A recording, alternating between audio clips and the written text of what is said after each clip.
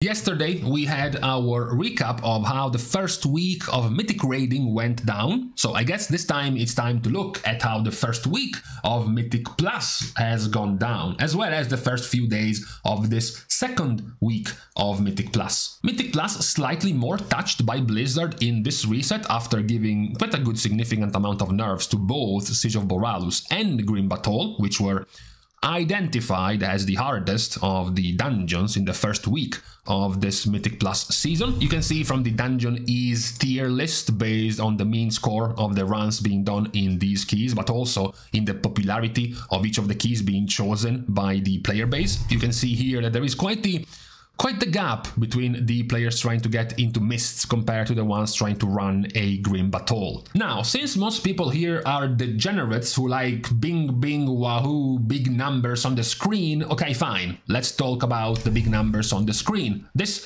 is the DPS performance in week 1 of Mythic Plus, right? So Mythic Plus already, you can see the amount of runs logged in high keys for each of these specs, so you already have an idea of who is actually being run a lot and who is actually being pretty much forgotten in these type of keys. So you have an idea of who was pumping and who was not in the first week of Mythic Plus keys. Unsurprisingly, some of these results are known.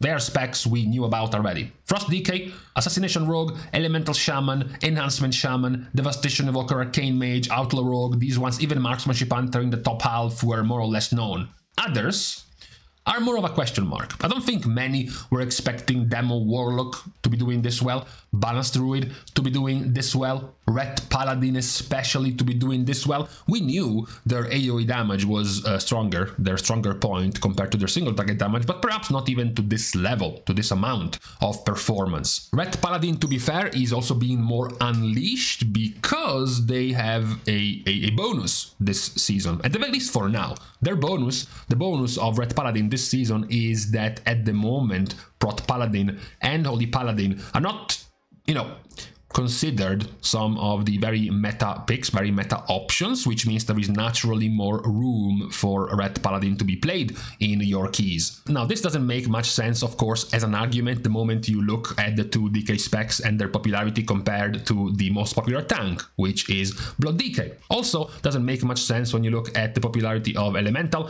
and the popularity of Enhancement right next to the most popular of the healers, which is Resto Shaman. So, perhaps not that relevant when it comes to Ret Paladin, but the results pictured in all of these plethora of tier lists, depending on the site you go to, are all, very similar. There are going to be some differences here and there. Many seems to be in agreement that Resto Shaman is the premier healer in Mythic Plus keys right now. The closest one to Resto Shaman in terms of score, for example, are Discipline, Mistweaver, and Preservation Evoker, according to Archon. If you move over to WoW meta, you still have Discipline, Preservation Evoker, and Mistweaver next to Resto Shaman. So there seems to be an agreement there as well.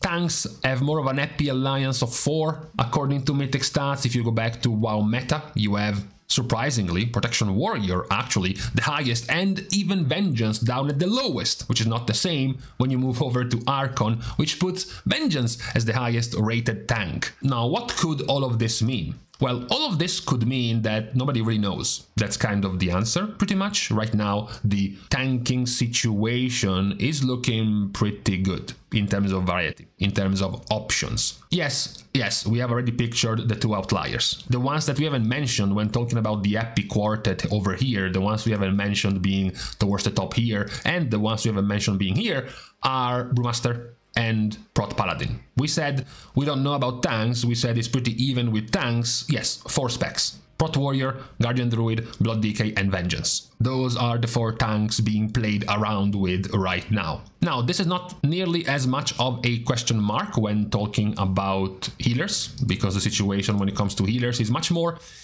how can you say, much more lopsided when it comes to the popularity of these specs. Resto Shaman is pulling ahead by a lot compared to other healers. We can even start looking at the sweats at the high keys, the very high keys at the moment, and it's mostly just a wave of blue. There's a handful of edginess over here, Preservation, Discipline Priest, but the most of the options will be with a Restoration Shaman at the moment. Even looking at the high level keys, is almost half of all of the picks are going to be Resto Shaman. Not the same, not nearly as lopsided when it comes to tanks. Again, it's a quartet. It's 1, 2, 3, 4, which is reasonably spread. However, there is the same question, which I will repeat every single time we get into these arguments, which is what happens when you have to pick between this and this. Because if we move and talk about DPS, there is one most popular spec right now, which is Frost Decay, right?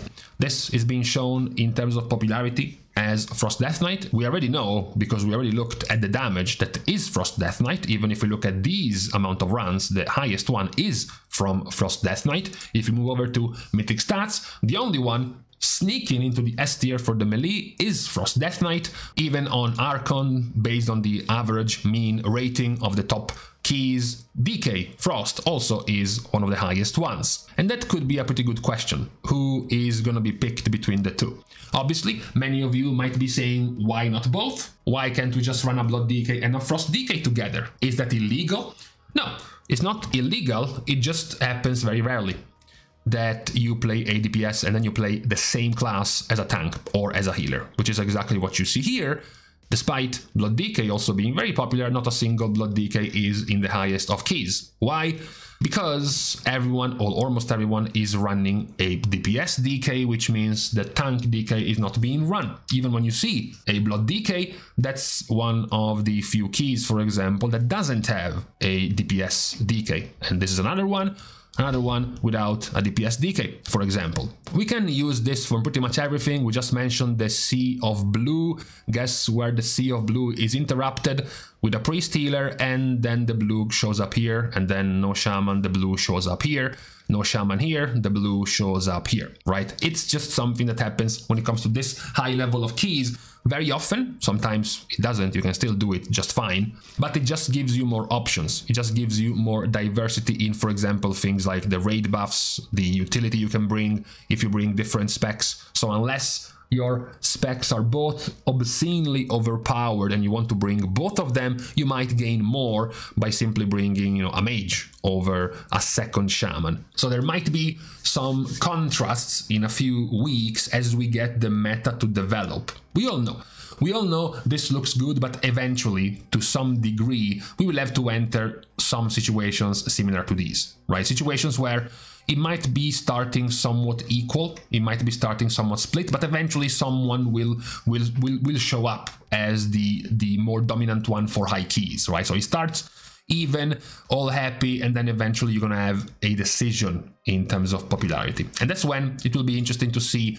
who is going to make it out, for example, between Blood and the DK specs, but also between Resto Shaman and the Elemental or Enhancement Shaman DPS specs. You also have possibly Preservation versus Augmentation. Also, you have the Warrior DPS versus the Warrior Tank. These are things that might be happening soon enough whenever players will start pushing high keys and try to form the meta of Mythic Plus. Right now, we are still in the trial period. We are still testing things out. Now, there haven't been too many differences or surprises, we can say, when it comes to tanks and when it comes to healers. Even when we had our prediction tier list, which I see here dated well over a month ago when it came to tanks, what we knew was that these four were quite close and these two were not. So, more or less, that's pretty much what's been happening right now. We also had a similar prediction when it came to healers, putting focus more on Preservation Evoker and Resto Shaman in Mythic Plus. Perhaps the slightly more surprising one, although we can say there has been a change in terms of balance tuning, in terms of changes, is Discipline Priest doing slightly better than